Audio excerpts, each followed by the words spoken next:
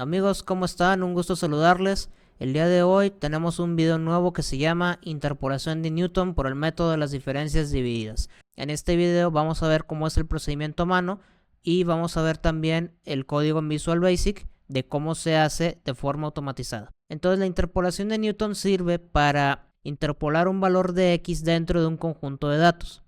De este conjunto de datos vamos a generar un polinomio de orden n siguiendo la fórmula que les aparece en pantalla, en donde x0 representa el valor inicial de x que tienes en tu conjunto de datos. En este caso x0 sería el menos 5 que tenemos por aquí, y de ahí pues vamos a estar multiplicando por una expresión que me va a representar una pendiente. ¿Cómo se hace esto? Siguiendo esta lógica que te aparece en pantalla.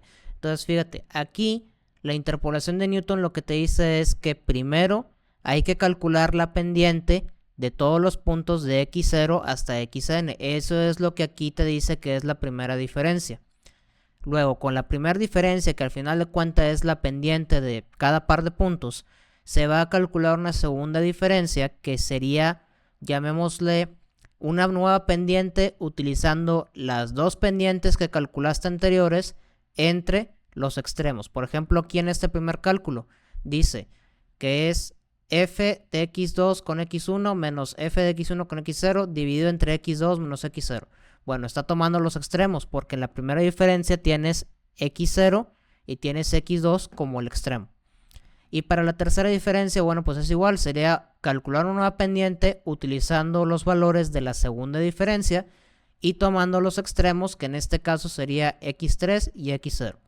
Entonces, para fines de demostración, vamos a hacer algunos cálculos. Regresamos aquí a la pizarra.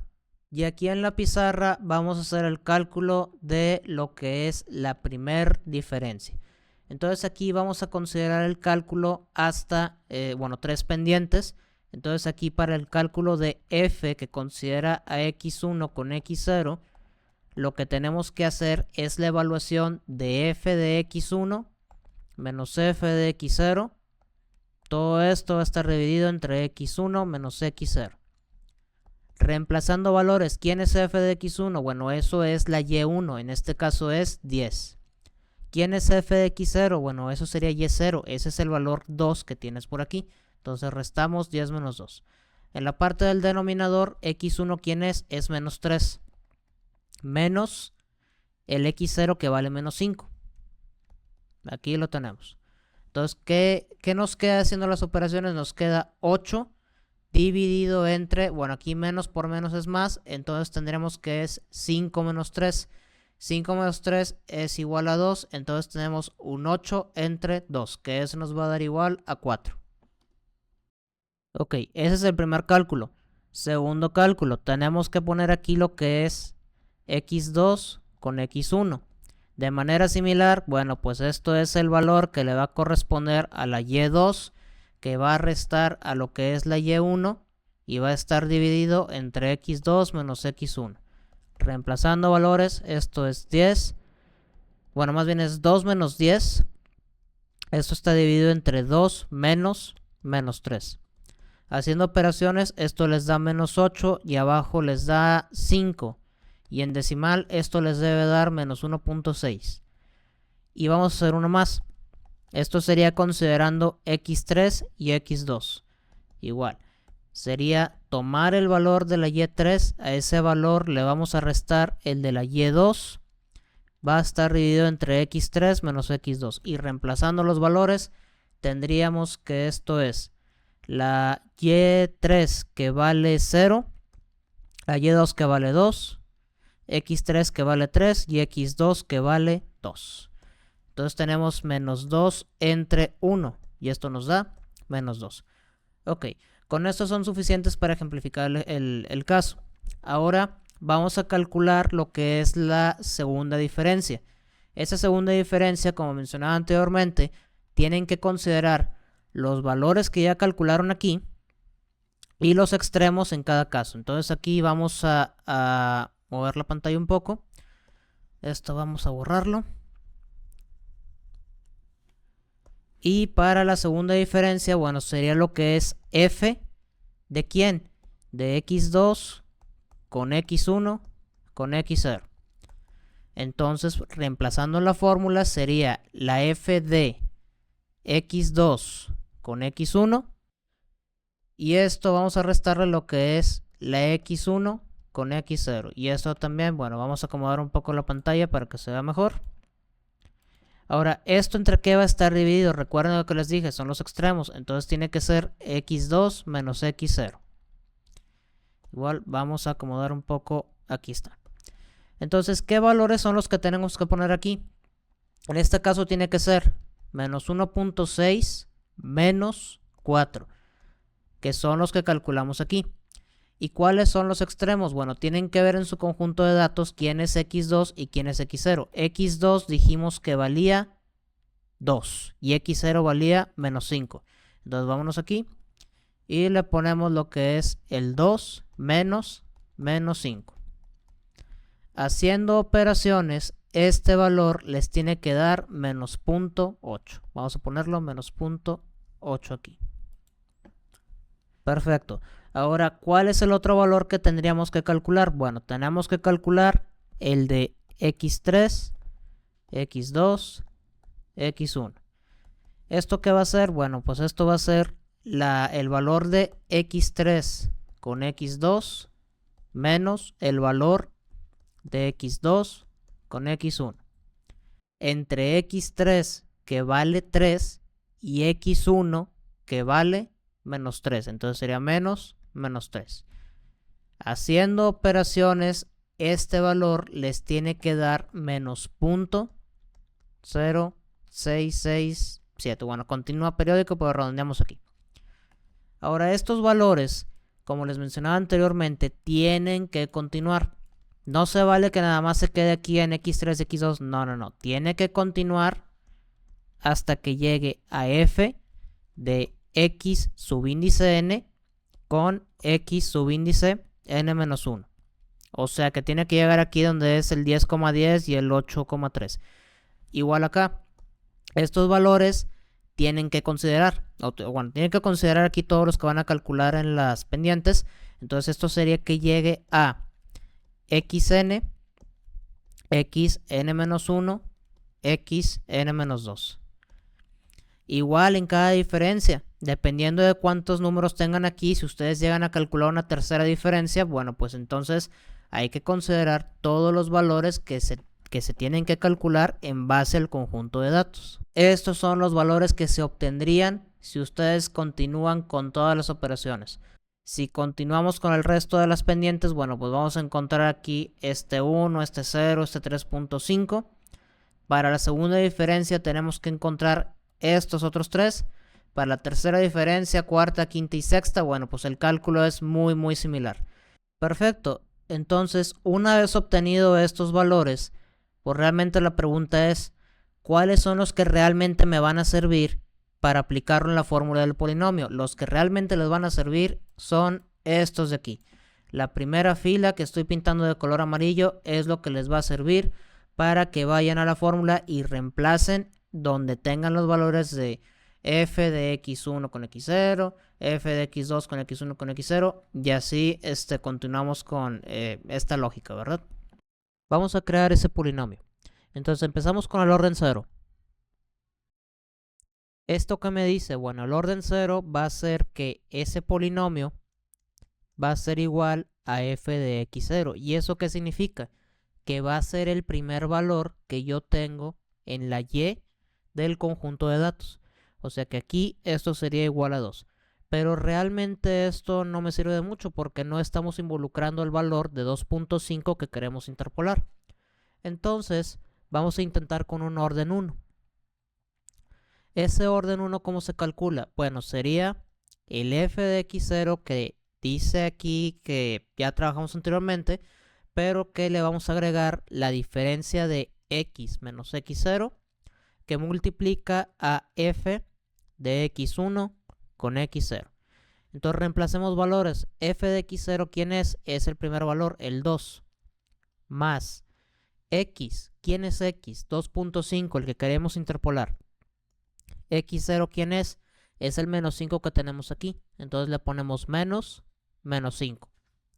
Y va a multiplicar a f de x1 con x0. ¿Ese cuál es? Es el 4 que se calculó en la parte anterior. Aquí tenemos la tablita. Entonces vamos a ponerle aquí 4. Si nosotros hacemos operaciones aquí, el resultado que vamos a obtener es igual a 32. Para el cálculo del orden 2 es lo que ya hicimos del orden 1, pero ahora le vamos a agregar la siguiente parte de la fórmula. Entonces, para no escribir esto otra vez, usamos el poder de la edición. Aquí copiamos, pegamos, arrastramos. Y aquí igual, bueno, pues vamos a copiar, pegamos y arrastramos. Perfecto. Entonces aquí, esta primera parte, ya sabemos que da 32. A 32 le vamos a agregar el 2.5 que queremos interpolar menos el valor de x0 que es menos 5. Esto multiplica a 2.5 menos el valor de x1 que es menos 3. Cerramos paréntesis. Y ahora sería la pendiente de segundo orden, que esto nos daría menos 0.8. Si hacemos operaciones, el resultado de la función en segundo orden va a ser igual a menos 1. Y así podemos continuar.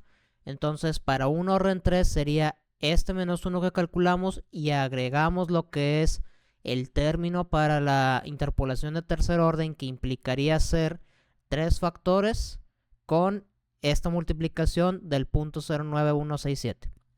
Como son cálculos muy tardados, vámonos a Excel en la parte del código de Visual Basic para ver cómo podemos automatizar estas operaciones. Entonces, ¿qué es lo que va a hacer este código? Va a tomar los valores del conjunto de datos que tengo en la columna B y en la columna C y va a tomar lo que es el valor que quiero interpolar, que lo tengo en la celda F3.